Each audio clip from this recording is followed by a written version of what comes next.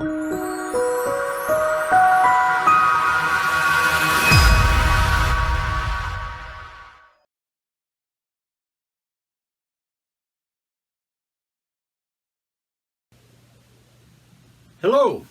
my name's Larry Mahan, sometimes Mr. Sunshine. I have a great trick for you here today. It's called the Improved 3-Card Monte, the Christmas version. It's by Ray Nodder, or Ray Franklin, and it's based on the Improved Jumbo Backstage Monte by Devin Knight. But Devin Knight's version uses regular cards, and that's not so good for kids, and it's not really good for giving a message to it. So we've put out this version, which has a Christian message.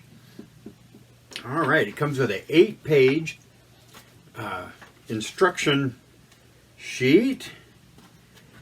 It has all the instructions for making the gimmick.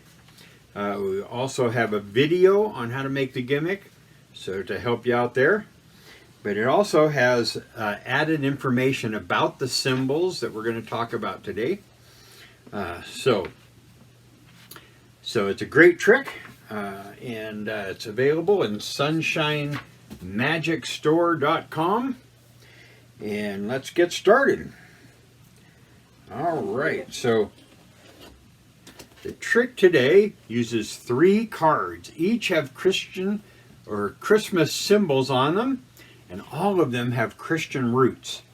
So I'm going to show them to you, and you're going to see if we can figure out what the Christian roots of Santa is. Well, Santa's kind of secularized now, but Santa Claus, the word Santa Claus, is a shortened version of the word Saint Nicholas. That's what it comes from, and Saint Nicholas was a man who lived many years ago. He was orphaned as a child, but left a big inheritance.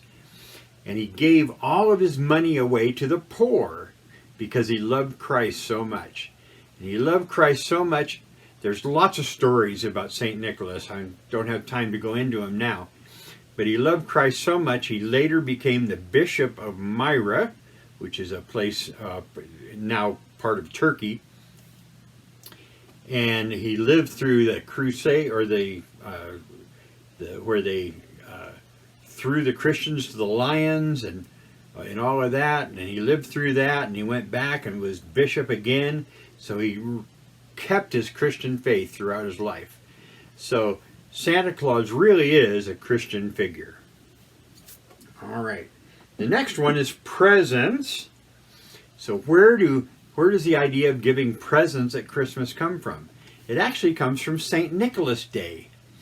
And St. Nicholas Day used to be on December 6th, and everybody would get together and give presents for St. Nicholas Day, and then Christmas would be totally focused on the baby Jesus. Well, now the presents have changed from St. Nicholas Day to be part of Christmas. But Saint Nicholas was a Christian figure, so is present giving. So present giving can be a Christian message as well. The last one is Frosty the Snowman. So how is Frosty the Snowman a Christian image? Well, the entire original story of Frosty was an allegory to Christ. So Frosty was born on Christmas. His first words after he came to life were "Happy Birthday," which is relating to Christ's birth. And then Frosty gave his life for his friend Karen. She had gone with him on his trip, and she was getting freezing cold and the cold wind and stuff. So he took her into a greenhouse he found that was filled with poinsettias, and took her in there and stayed with her while she got warm. But the problem was he got warm too, and he melted, so he died. So he died to save his friend Karen, just like Jesus died to save each and every one of us. All right, so then he was resurrected. So the God figure in the story is Santa Claus, and he shows up, opens the door to the greenhouse, and sends a mighty wind in, just like the Holy Spirit.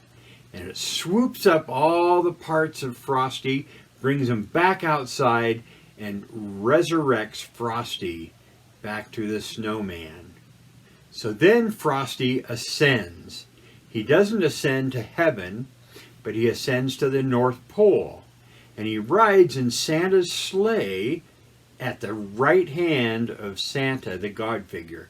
Just like Jesus now sits at the right hand of God the Father in heaven. And so Santa takes Frosty back to the North Pole, but before he leaves, he says, Frosty will come back again someday, just like Christ will come back again someday. So the entire Frosty story is an allegory to Christ. All right. So, with those cards, we're going to do a little magic trick. All right. So, we have Santa. We have the presents. And we have Frosty the Snowman. Now, I want you to keep your eye on the presents, because the presents are very, very important. I love getting presents. Don't you love getting presents? Yeah, I love getting presents too. So I want you to keep your eye on the presents, because even more important than getting presents is giving presents. I love to give presents. I love it when I can give my granddaughter wonderful things for Christmas, my daughter wonderful things for Christmas. So I want you to keep your eye on the presents. So to help you do that, I brought a little wobbly eye here, and I'm going to stick that on right here onto the corner of the presents card. Okay, now we'll take this presents card out,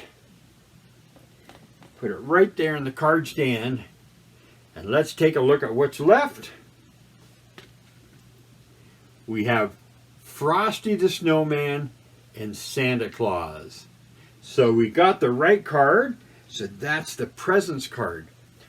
But before I turn it around, I want to talk to you a little bit about the greatest present ever given. The greatest present ever given to mankind came from God. And it wasn't a pretty package wrapped up with paper and with a bow. It wasn't a gift bag full of glitter and stuff. It was in the form of Jesus coming as a baby to earth to save us. So that's the greatest present ever given. And this is a picture of the Nativity. There's Joseph and Mary and the baby. And that is the greatest gift ever given. All right. So now I'm going to give you a present. Isn't that wonderful? I'm going to give you a special present right now. I'm going to teach you how I did this trick. Shh, don't tell anybody. But just for you, as a present for you, I'm going to show you how I did this trick. Okay, I showed you Santa Claus, Frosty, and the presents in between. But what I didn't show you is that the presents are just a flap. They're attached to the Frosty card. And so by putting the nativity scene underneath that flap, it looked like we had Santa Claus, the presents, and Frosty, but really there was a nativity scene underneath that.